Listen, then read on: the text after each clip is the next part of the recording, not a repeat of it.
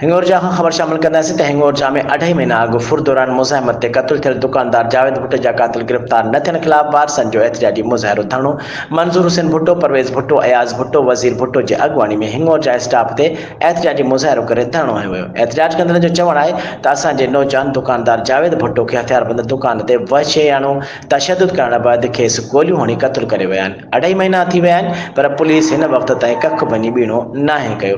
असां मुसलसल SSP Khairpur DIG Sukkur जे office जा चकर काटे थकिजी पिया आहियूं पर सिर्फ़ सखणा दिलासा ॾिना वञनि था।